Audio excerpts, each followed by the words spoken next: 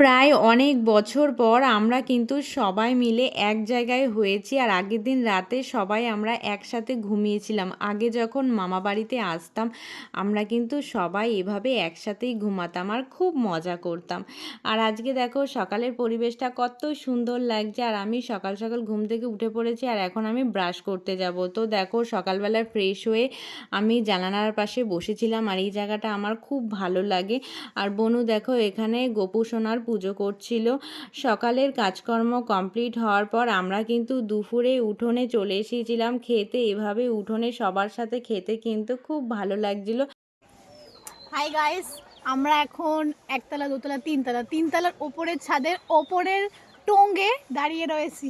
আরো একটা টং রয়েছে। কত নিচু, আমার তো ভয় লাগছে যদি পড়ে যাই।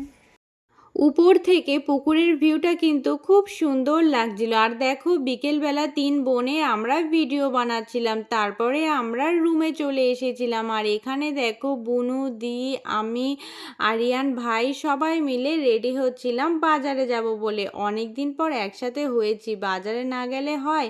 দেখো এটা হচ্ছে রসুলপুর বাজার।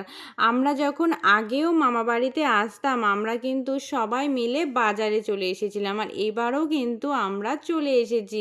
আর এখন দেখো যাচ্ছি একটা কানের দোকানে, মানে সোনার কানের এনেছি বাড়ির থেকে, তো গুজি ছিল না তার জন্যই গুজি কিনতে গিয়েছিলাম। আর ওনার ব্যবহার খুবই ভালো ছিল। আমাদের এখানে কিন্তু কিনলে টাকা নেয়, কিন্তু উনি কিন্তু টাকা নিতে চাইছিল না। তারপরেও কিন্তু আমি জোর করে ওনাকে টাকা দিয়েছিলাম। আমার ফ্রিতে নিতে একদমই ভালো লাগে না, কিন্তু ওনার ব্যবহারটা মনে রাখার মতন, খুবই ভালো ছিল।